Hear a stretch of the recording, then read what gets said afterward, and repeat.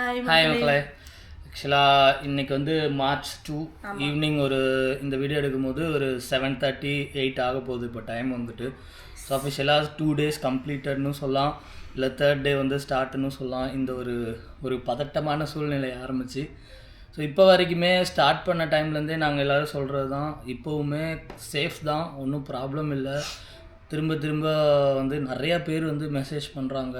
Same வந்து இன்றைக்கி வந்து ஆக்சுவலாக எங்கள் அம்மா கால் பண்ணிவிட்டு காலையில் நல்லா பேசுனாங்க, சாயங்காலம் பார்த்தா திடீர்னு அவங்க நாங்கள் வந்து டிவி பார்த்துடுவோம். சொல்கிறது எப்படின்னா, இங்கே இருக்க எங்களுக்கு கூட அந்தளவுக்கு ஒரு பதட்டம் இல்லை, அந்த இது தெரியல. ஆனால் நியூஸில் எப்படி சொல்கிறாங்க அப்படின்னு பார்க்கும்போது தான் அவங்க கால் பண்ணிவிட்டு இது மாதிரி என்னடா நியூஸில் வந்து குண்டு போடுறாங்க, வெடிக்குதான், பதறுதான்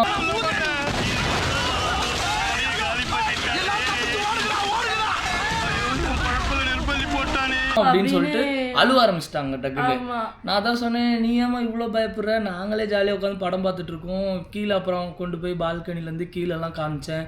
அங்கெல்லாம் வந்து குழந்தைங்க விளாண்டுட்டு இருந்துச்சு. சரி, இங்கே வந்து நாங்கள் சேஃபாக தான் இருக்கோம். அப்புறமா எனக்கு ஒரு டவுட், இவங்க ஏன் இவ்வளோ பயப்படுறாங்க அப்படின்னு சொல்லி நியூஸில் போய் பார்த்தா அவங்கள ஏன்னா பழைய பிக்சர் எங்கேருந்தோ பாம்பு போட்டிருப்பாங்க இல்லையா, அந்த பிக்சர்லாம் ஆக்சுவலாக அவங்க என்ன சொல்கிறாங்க அப்படின்னா, இஸ்ரேல் ஈரான் இவங்க வந்து அவங்க பிளேஸில் தான் காட்டுறாங்க ஆக்சுவலாக நியூஸ் சேனல்ஸ். பட் ஆனால் இது பேர் எங்கே இருக்குது அப்படின்னு நீங்கள் அவங்களுக்கு தெரியாதுல்ல. இப்போ எங்கள் அம்மாவுக்குலாம் இஸ்ரேல் என்ன ஈரான் என்ன அப்படின்லாம் தெரியாது. அவங்க பொறுத்த வரைக்கும் நாங்கள் சொல்லிவிடுவோம் இங்கே வந்து அட்டாக் வந்து ஸ்டார்ட் பண்ணிட்டாங்க அப்படின்னு.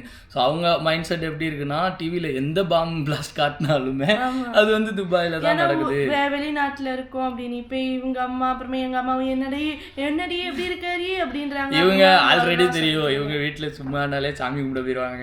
நேற்றுக்கு ஞாயிற்றுக்கிழமை பிரதோஷம் வரேன்னு சொல்லி அவங்க சைட்லேருந்து நிறையா பேர் வந்து கூட்டு பிரார்த்தனைகளெல்லாம் வேற ஈடுபட்டிருக்காங்க.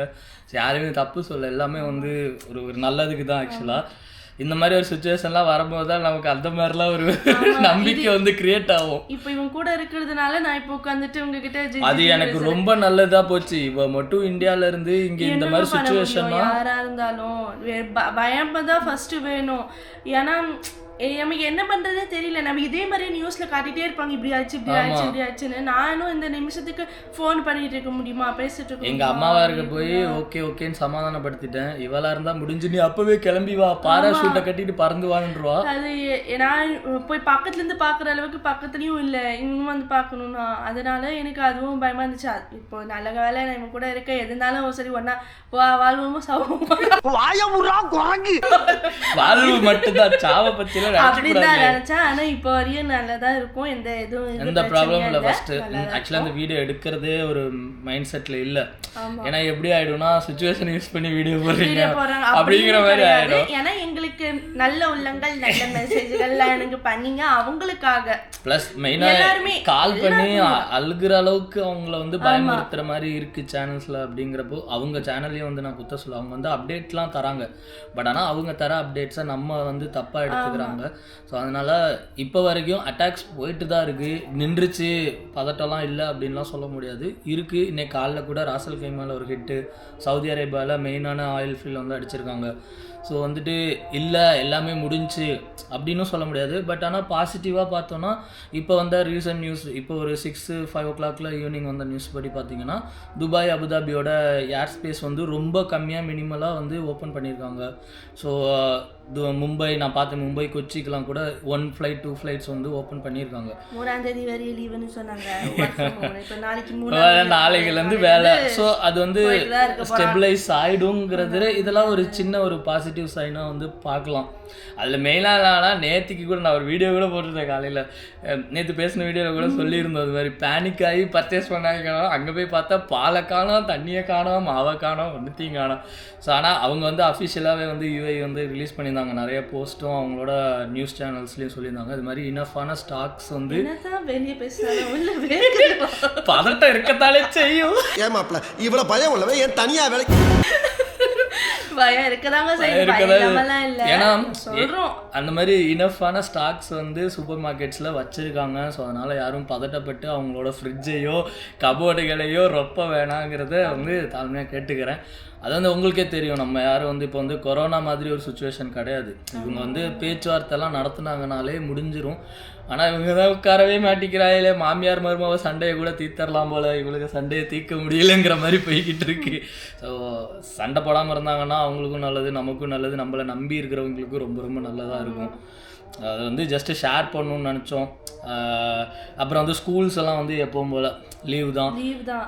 அதனால அவங்க வந்து இன்னையிலேருந்து ஸ்டார்ட் பண்ணிட்டாங்க, ஆன்லைன் கிளாஸஸ் தான் போயிட்டுருக்கு. மேபி எனக்கு தெரிஞ்சு அது ஒரு 1 வீக்கே கண்டினியூ பண்ணிடுவாங்க.